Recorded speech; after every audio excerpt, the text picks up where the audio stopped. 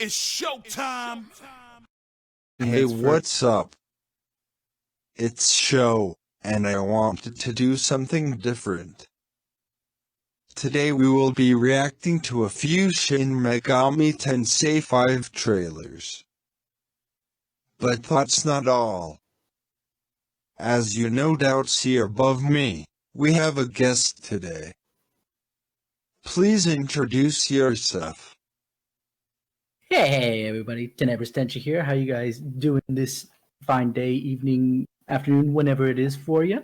And how are you doing today, Shou? Pretty good. Nice to hear. Breeze has never played a mainline Shin Megami Tensei game, so I figured it would be fun to not only get his thoughts on what's in the trailers, but also explain where needed. Yeah, my only window into Shin Megami Tensei is Persona, which is, of course, a spin-off, and I'm very much aware of that, despite the American Atlas brand continuing to put the super title of Shin Megami Tensei on every single Persona game. So, Breeze, you ready? Ready as I'm gonna be. Then, without further ado, let's see how this goes. 太古より法の神とそれ以外の神々は争い合っておった。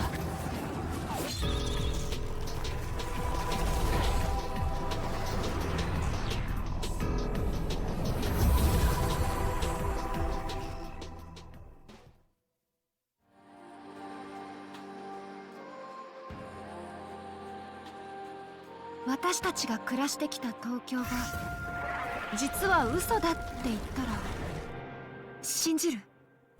It's interesting how the art style is very similar to Persona, but very different at the same time. I'm not sure what it is that I feel is different about it, but...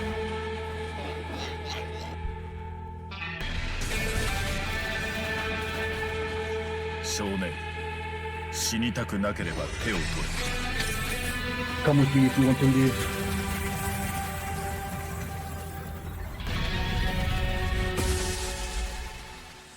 Wait, was that a fusion? 神となれ。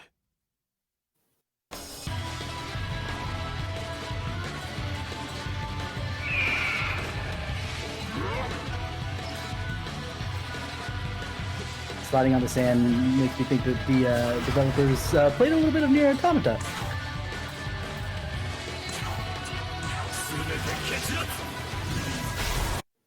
this is one difference.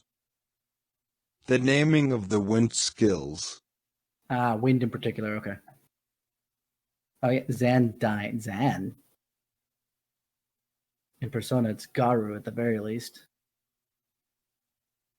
That's a little weird. And please tell me that the pro tag is a placeholder name so they don't spoil something. Alright, good. Because I was about to say, okay, I've seen a lot of fan works for Persona where before any of the main characters get their true name or even their nickname, they'll fill it in with like main character, and it's just like, this feels so weird. At least give it some name. Good God, it sounds so stupid. So Protag, if I was to give it at least a little bit of credit, Protag actually does sound like a name. The demons in your party should look familiar. Yeah, I do recognize Sarasvati. I don't remember Anubis ever showing up in Persona, I'm fairly certain Kuklain never did. But then again, I was also seeing some other, and I'm very much aware that some other demons from this game, from this game series, because I'm sure that it's carried over from previous games, definitely do show up.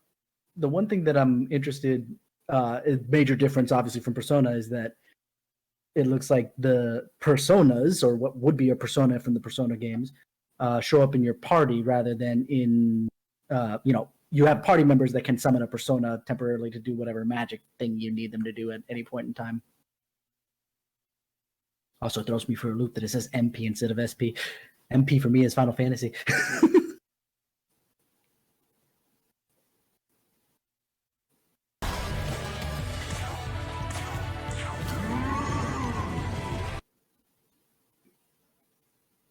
Ooh. Agi Baryon? Like Agi, okay, that hasn't changed from Persona, but Baryon? That's new. It is? Well then. Baryon.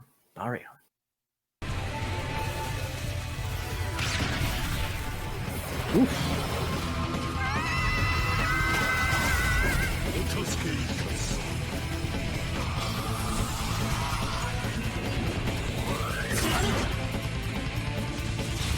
Was that Finn McCool?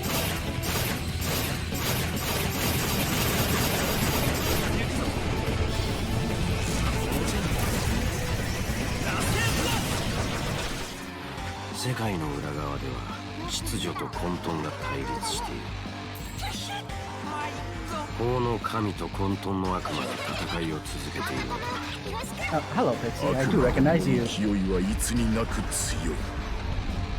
それが本当なら僕らがいた世界はもう神が定められた禁を破ったというのか。全てを貶められた存在の代わりに邪魔する者にはせよ。我が複数の牙を受けてみよ。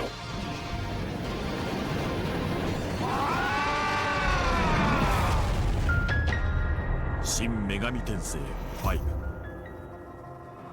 Okay, they said this was hidden, or at least that was the text that was the subtitles. It was like a hidden world thing. Is this actually happening in the real world? Like that was the one thing that I thought, well, as real as the real world is for this particular game, or any of the games in the series, because I know that with the exception of Persona 1, which was the start of the spinoff, so it's fair that, you know, that one holds to the Shin Megami Tensei setup more so than the others. It's all, the other ones kind of get hidden in the background. It's a background fight. No one knows the kind of fight that they're putting against the shadows and whatnot in Persona. Where it seems like here, it's like everyone knows because this shit's going on. Yes and no. From what I know, the quote-unquote real world gets destroyed and only a few people survive. Is that specific for this game, or are we talking series-wise? 5. Okay, for 5. All right. Because like I said, with the exception of... Actually, no. I think the 2s were also that. Persona 1 and both 2s were fights out in the open, even if they might have started on the small scale. But 3, 4, and I assume also 5 for Persona were all kind of like hidden battles because they were fighting in another dimension of sorts, whether it was Tartarus in 3 and 4, the Midnight Channel. Also, just I had a weird flashback in my brain space when I see him with his little lightsaber hand to VR Troopers, if you remember that. And the guy had like a blade that was like right here on his arm.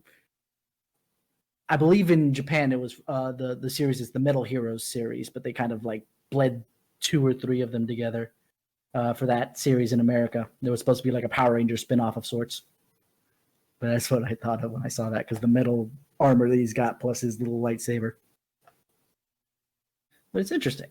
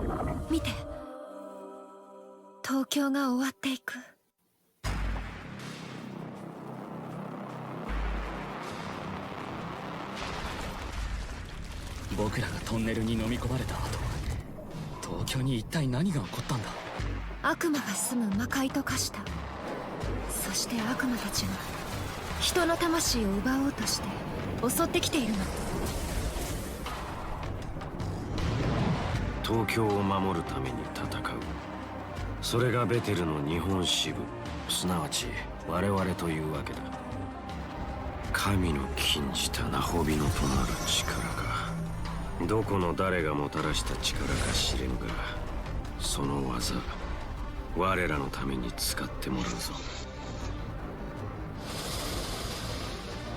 Somebody's getting sued by Ridley Scott. ベテルの定めし秩序を胸に戦え。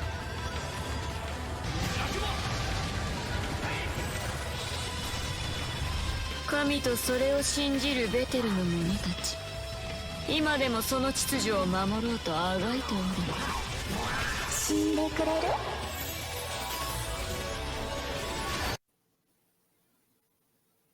King Bufula. Oh shit. Ah, here. These plus skills, I first saw in Tokyo Mirage sessions. They're just enhancements. Enhancements to the skill itself? That, or the cost.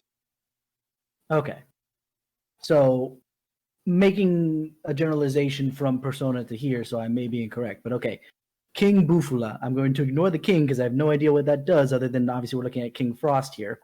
Bufula is an ice skill that hits all people, if I remember correctly. So the +5 would either lower the cost of the skill or enhance the damage it puts out. Gotcha. But it still does the AoE hit of ice. Gotcha. So one thing I did notice, and it's a mechanic I completely ignored during my playthrough of Persona 1, is the moon cycle up in the upper left-hand corner there. That was still a thing in the original Persona 1, but I completely ignored that because I just wanted the story. So, admittedly, I full-on cheated in that game, but I just wanted the story. So, but I assume that it has something to do with the strength of certain, in this case, demons rather than personas. Keep wanting to call them personas, I swear, but that's just because of where I'm coming from now.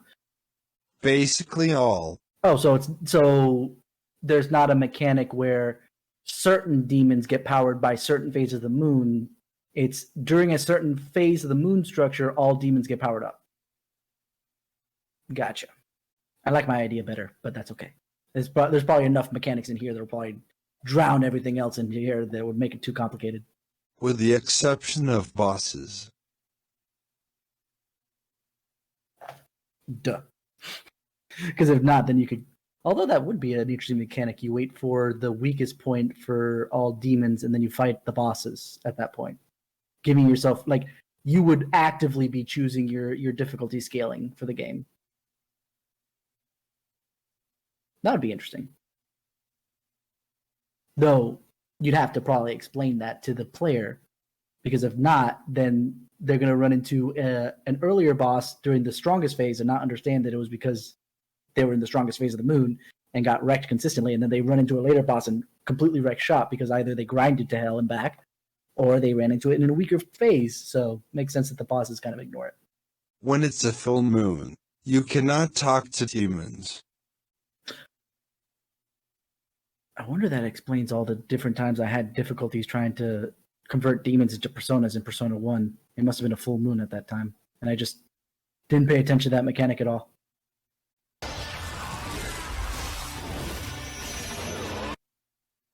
Okay, that was cool. There's elemental kill animations.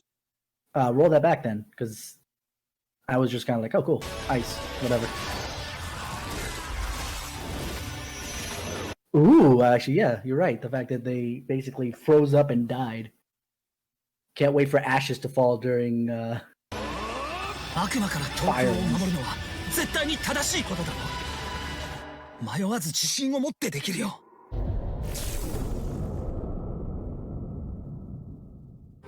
これまでの襲撃による被害は甚大だ。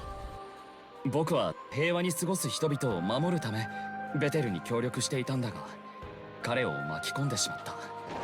俺、やっぱり無理だ。東京を守ることかね。私は君が人間のために行動しているのだと思っていたのだが、それは間違いか。汝がそれをなぜ？あの声も言っていたじゃないか。神々が見守る新しい秩序を作り出そう。彼を決めた定めに苦しめられてきた子羊をもう耐える必要はない。俺甘く見てた。戦うってことを。ごめんね。あなたがこんなに思い詰める前に私が何とかできれば。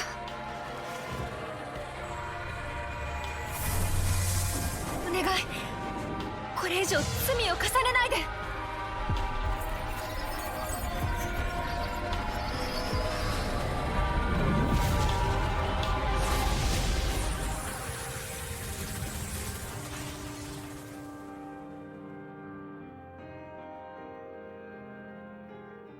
So is the question posed by the second half of that trailer whether or not it's actually a good idea to be fighting against the demons? Ah, okay, so this next trailer has not been localized yet. So you want me to flex my Japanese muscles? Okay. 新女神転生5、 Ah, 新た you な lied. 登場人物を紹介。磯の神タオ。それじゃあみんなで帰りましょう。私には子供の頃から霊力があってね。ベテルでは聖女って呼ばれてるの。最近ね、不思議な夢を何度も見るの。遠くから誰かが私のことを呼んでる声が聞こえてきて。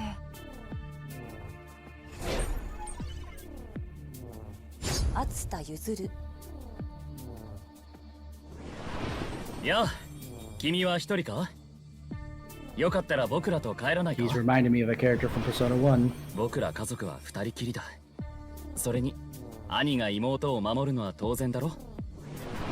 僕らがトンネルに飲み込まれた後、東京に一体何が起こったんだ？太宰一郎。Dasai.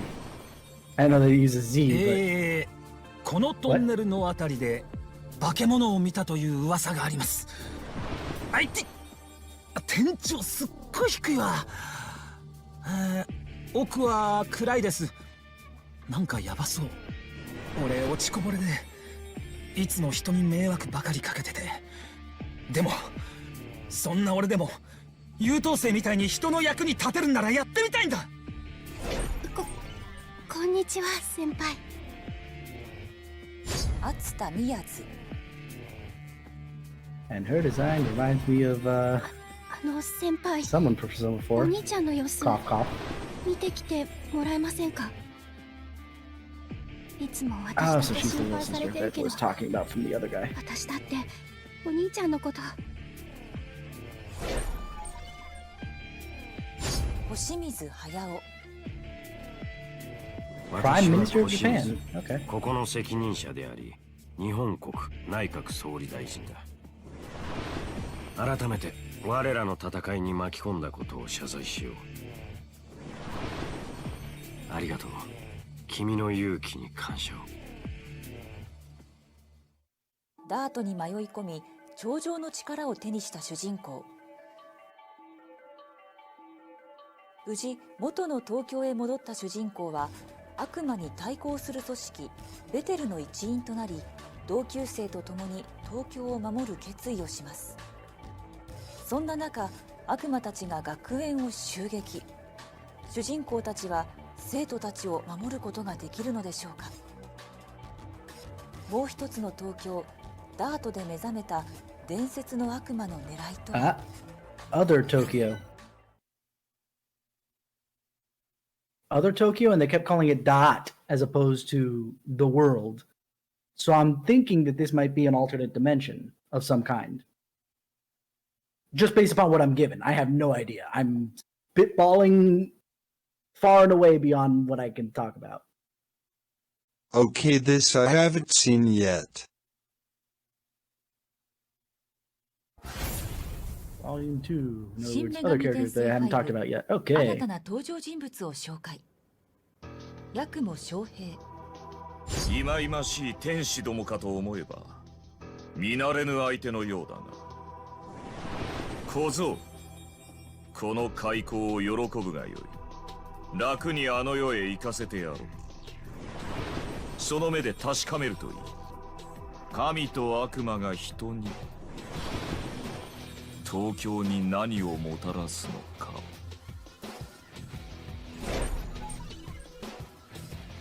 ジョーカー。ベテルの差し向けた援軍かよ。隣にいるのはヤクモ。 Must be a Japanese わ reading ら of わ the の半 same 身とも言える存在じゃ。 goddess that they mentioned there. この地に集う四天使たちは死んだ。何もすぐにその後を追わせてやろうぞ。アブディエル。神が定められた禁を破ったというのか。答えろ小僧。禁を破りし者にベテルは容赦をせぬぞ。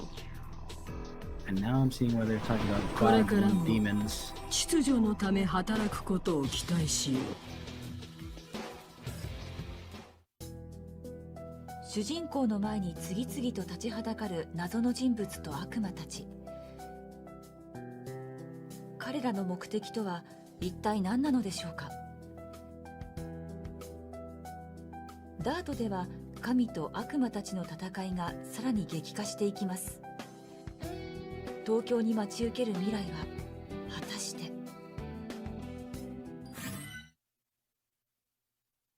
So hold on a second. Roll it back to the angel, only because I want to get the name one more time. Because what I was commenting on earlier was they call this one Joka, but it's Noa, which is a Chinese goddess. Goddess or god? 隣にいるのはヤクモ。 No, not New わ Wave. らわ Thank の you. 半身とも言える存在じゃ。この地に集う四天使たちは死んだ。 I know it is a woman. 何もすぐにその後を追わせてやろうぞ。Abdiel. Okay, hold on. I'm bringing them both up because since all the demons in one way, shape, or form, and I'm going to include these gods, if I can spell right, DL, are obviously based upon specifically historical religions or folk tales, etc.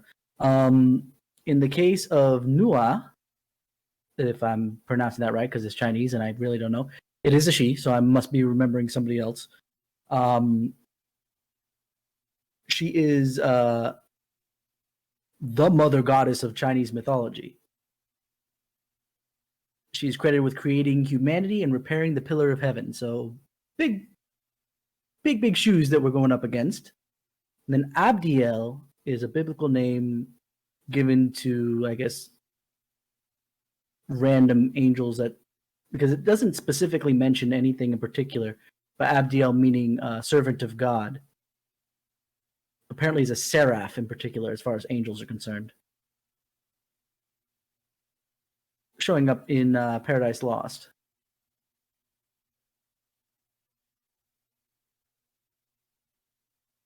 So, you know, accurate.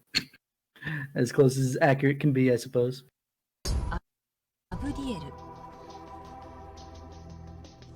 Yeah, Deputy Angel Commander.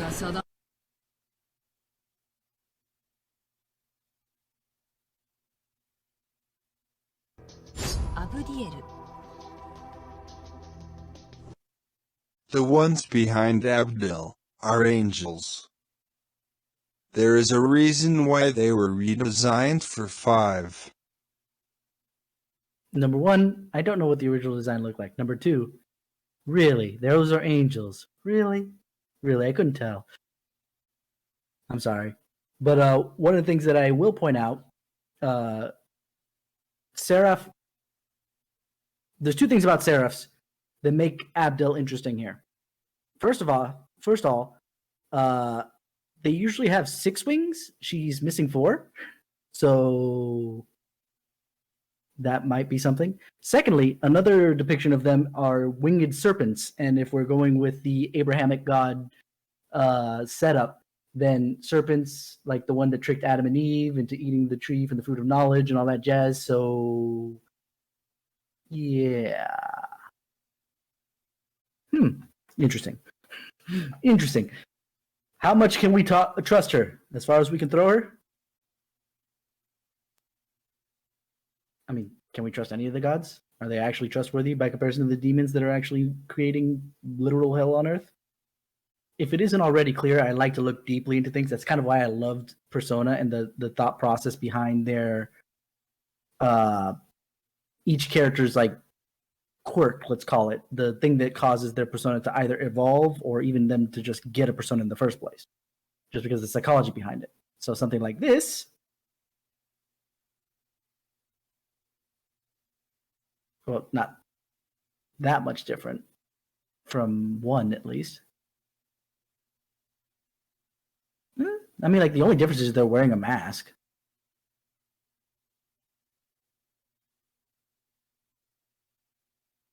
Okay, but that's P3, and we've already established, or you've already told me, that Persona is a completely separate beast from Shin Megami Tensei, despite being born from the same materials. This is also the design from Nocturne. Oh, so from 3? Okay, yeah, because we saw the other ones, 1, 2 were different. The difference basically is the halo isn't there, and there's not a mask per se. This is the one from 3. Then I guess the only other question is, what was 4's design? Similar? Yeah, okay. That's what I thought. So it's more a return to form than it is a change in design. One could This argue design wouldn't fit in 5. Because Nintendo. Because Nintendo like to not have that bad of stuff, even if they can get away with saying, hey, it's M-rated. No, story-wise. So there must be something else that I'm missing entirely. Some key piece of information. I mean, to be fair, Abda looks a little bit closer to the original design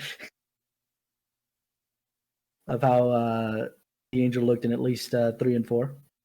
This fits the whole war idea. A war against heaven and hell, essentially.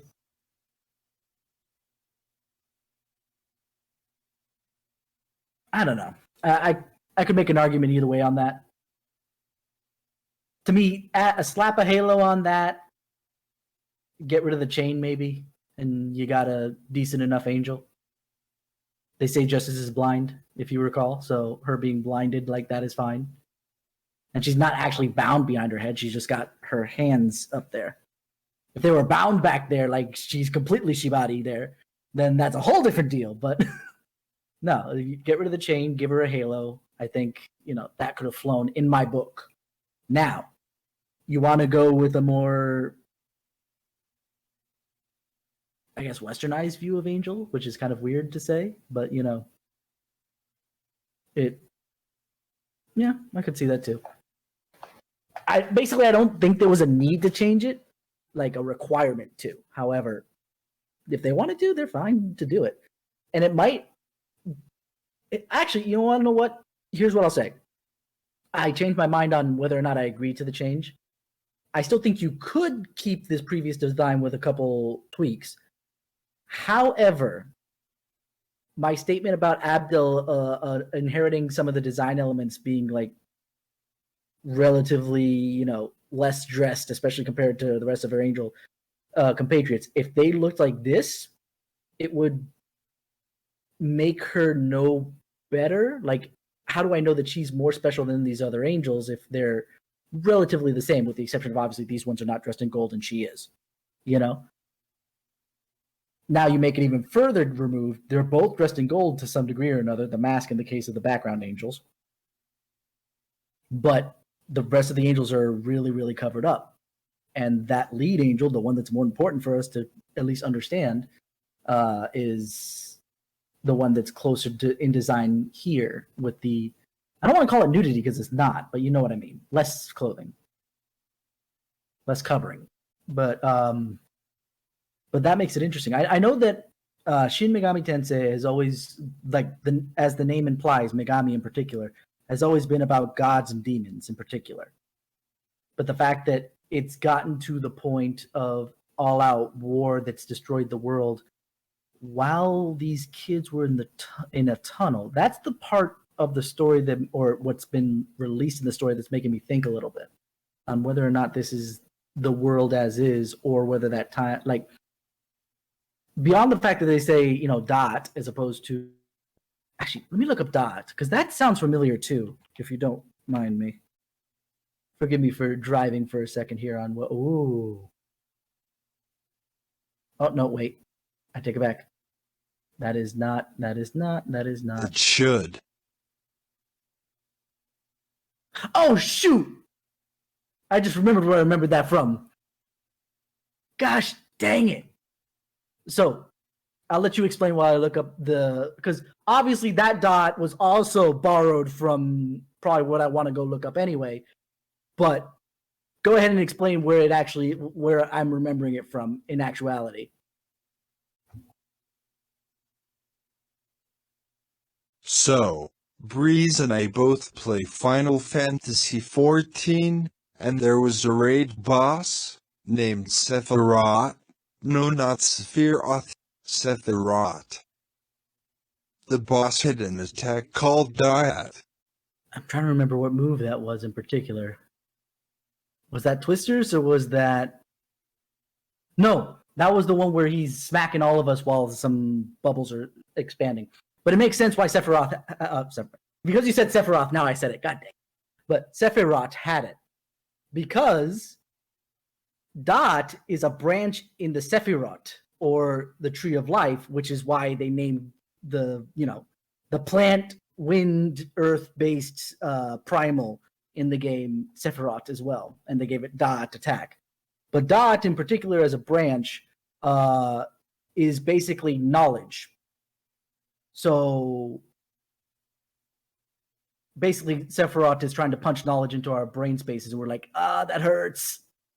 As far as 14 is concerned. Now, as far as SMT is concerned, if that world is called Dot,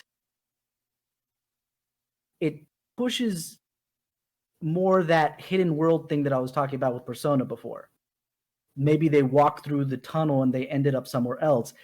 That is, eerily similar to what Tokyo looks like, completely like demolished and everything, fine. But it's not actually Tokyo. Everything is actually fine, but this is an unseen war in the background that now all the main characters are being able to see because they crossed through to another world through the tunnel. That's the part that made me go like, hold on. They went through a tunnel. There's a lot of like symbolism of walking through a gateway to go somewhere else, right? A tunnel is similar to that as well. The only thing that obviously throws my whole theory into a loop is specifically that they felt all the, end of the world happening while they were in the tunnel. It's not like they walked through the tunnel, came out the other side. I was like, what the hell happened? So we left off with me saying, the one thing that throws my whole thing is that they felt the end of the world happening while in the tunnel rather than walking through and coming through and look, the end of the world. And what's this one? Bethel. They mentioned Bethel a couple times. This is another one I've not seen. Okay. Is this more reference to... Now we're going into Christianity with Bethlehem? I don't know. I'm spitting stuff out at this point. Let's go. In fact, I held off specifically so we could watch it together. All right. But before you hit play, because I was able to search it up real quick, Bethel is... basically also Hebrew, meaning house of God. So keep that in mind as we watch this.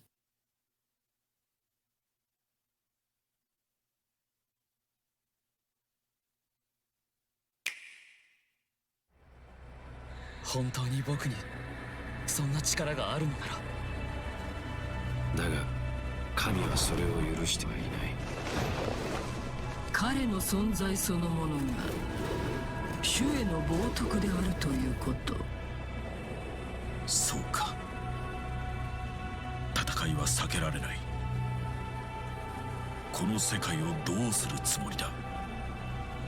案ずるな。君一人を生かせはしない。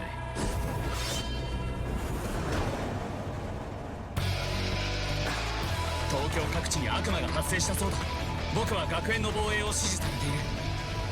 どうやら俺って筋がいいらしくて、これからは俺も悪魔と戦えるぜ。このままでは秩序を軽んじられると考え、ベテル全軍をもって攻勢をかけることになっ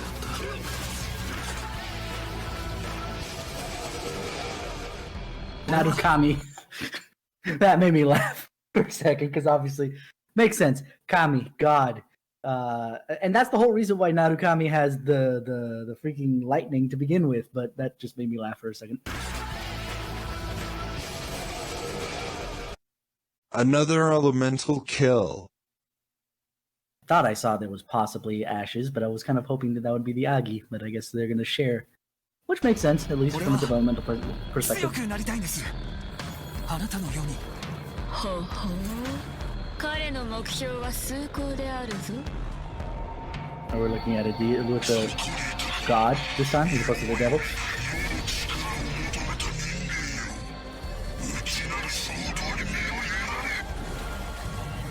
大勢の生徒が連れて行かれたんだ。愚かな。神を信じながら禁断の身を望むとは。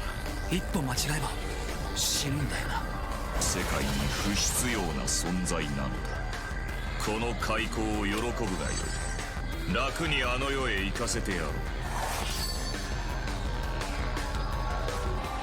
つまりこれは定められた運命であったと、そういうわけか。神の秩序は絶対であり、大天使である私はそれを守らねばならない。悪魔と戦えば多くの人間は死ぬ。こんな犠牲を生まないために悪魔召喚プログラムを手にしたはずが、自分の弱さに呆れてしまうよ。でもそんな俺でも人の役に立てるならやってみたいんだ。もういや、どうして私があんな目に遭わないといけないの。私は神の秩序を守ってみせる。お前と共に。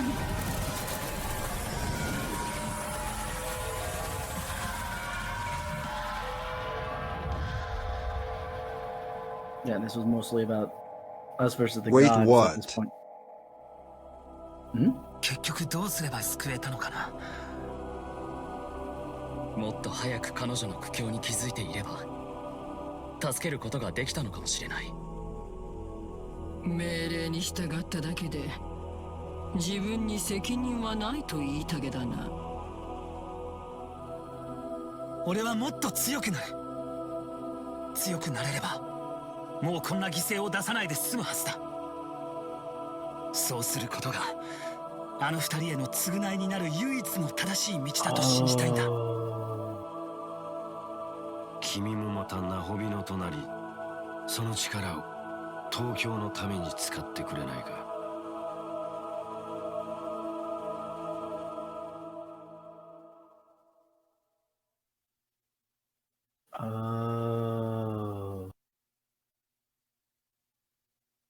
Huh. Oh man. Yeah. But something just occurred to me.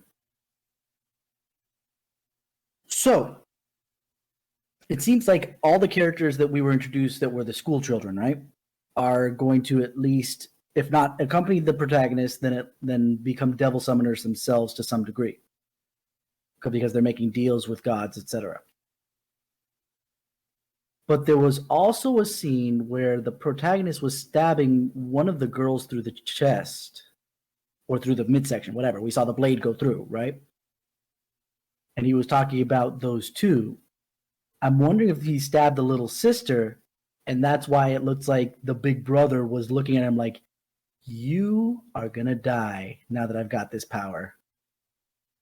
So I wonder if that's the case. And then again, it goes back to my thought on, I forget if it was the first or second trailer, but whether or not fighting the demons is a good idea. Should we be fighting the gods?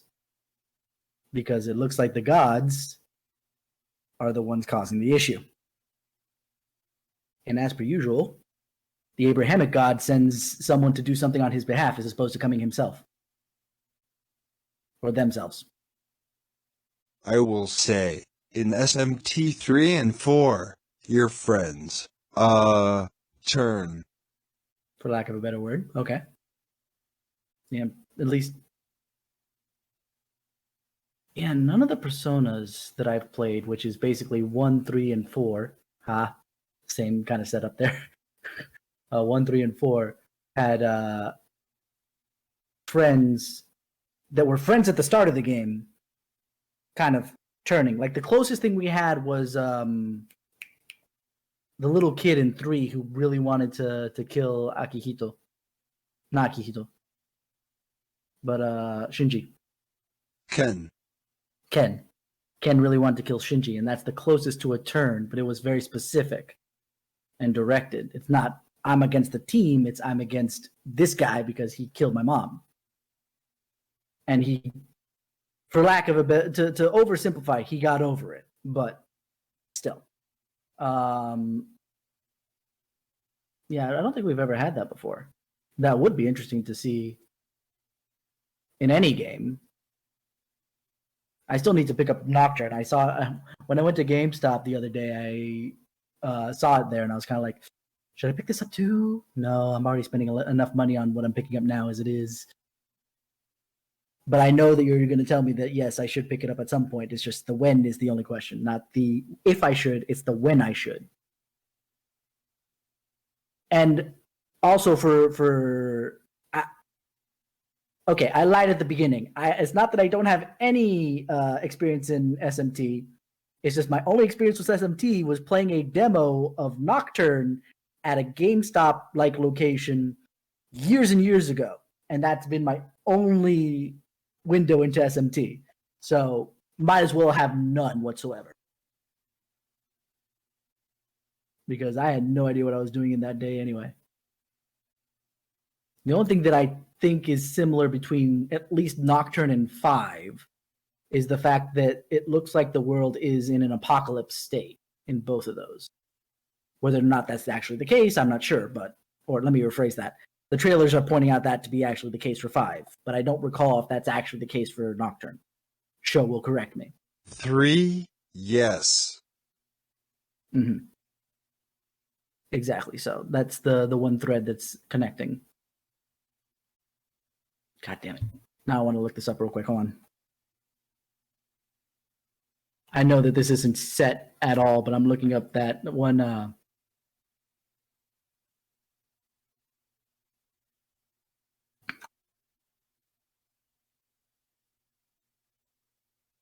That one timeline image I saw a long, long time ago for SMT. I know it's not set in stone whatsoever for multiple reasons. Not the least of which being the fast and loose they use to play with the rules of when things happen. Yeah, there we are. Okay, so, in the second row, the second video is 4. Yeah, that's the one that came out for DS, correct? Yep. Mm-hmm.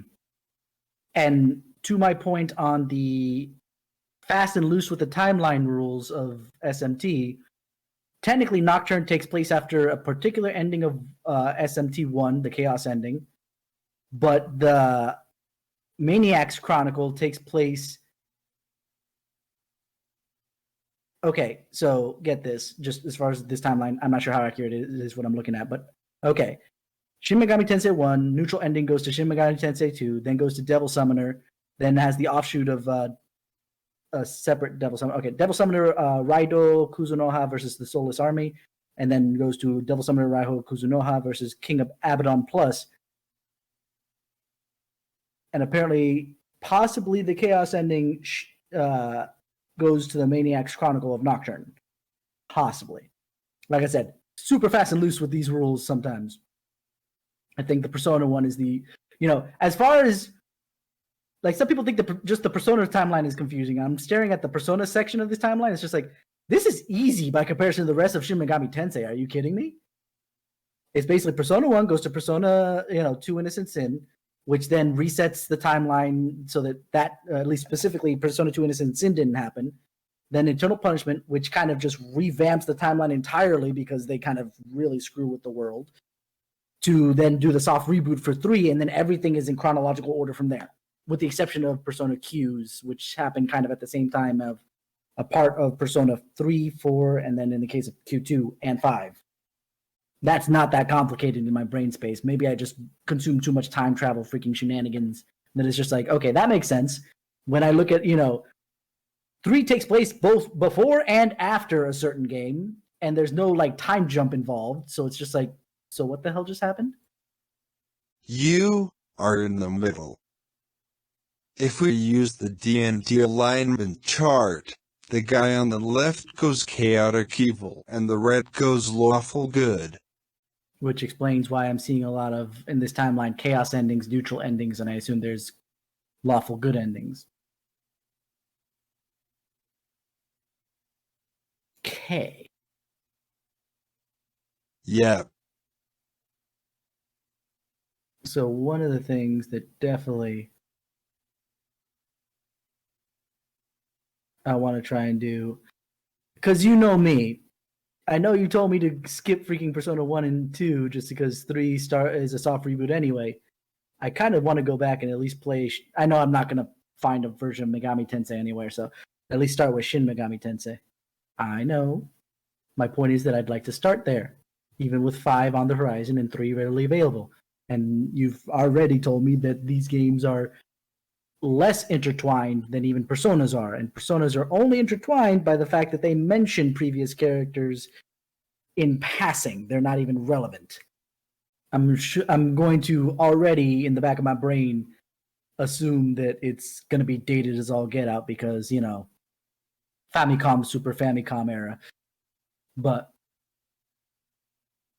still would be interesting to take a look at, if only for a historical perspective. And honestly, I want to give a fair shake, if I was to play SMT anyway, to the later games in the series, because I got frustrated watching a review specifically on Persona 3. Not that was fully bashing, to be fair. They were giving it a fair shake as much as possible, but they had not played 3 before playing 4. And some of the mechanics of 4 feel better because it's a later game. And that's not fair because it's a later game. It's something they discovered in playthroughs from other people playing the game, the populace playing the game. So if I was to play, say, 5 and then go play Nocturne and be like, oh my God, I missed this freaking mechanic. This was such a good mechanic in 5. Why isn't it in 3? Because it didn't exist then. That's why. They came up with it for 5 or maybe for 4, but either way, point still stands. So I'd rather that's most of the reason why I want to start with Persona 1, despite your big obstinance against me doing Persona 1 and 2 before heading to 3. Though eventually I should go back and play the 2 Persona 2s. Because obviously as much as I started playing at one point the Ice Queen route of Persona 1, it really has no bearing on anything anywhere else. Like even in its own timeline. So I got a lot of games I want to play, man. Why you gotta make my backlog even bigger? One of us. Google gobble one of us. Google gobble one of us. I know the reference. It's interesting though, because I'm looking at a different timeline that it's incorporating a little bit more of the non-game stuff. And I'm like, wow, this thing's a lot deeper than I thought. It's almost as deep as freaking Drakengard. And 10 times more complicated. Well, thoughts about it. It was fun. Yeah. Where can people find you, Breeze? I'm at TenebrisTenshi everywhere to spell that one out. Probably you'll have to link it down in the description because, actually, ironically, Tenshi, Angel, easy peasy for that one. And then Tenebris, I can't word it. Hold on. Let me rephrase that again, just so because my brain don't work. There we go. So basically, in all forms of social media, you can find me at TenebrisTenshi, TenebrisTenshi. I've got an N in there. TenShi. TenebrisTenshi, and that's me on almost every single social media. As always, you can find me on Twitter, YouTube, and Twitch. The links will be in the video description. As I always say, I hope you all will take care and stay safe, and I'll see you guys next time. See ya. Have a good evening.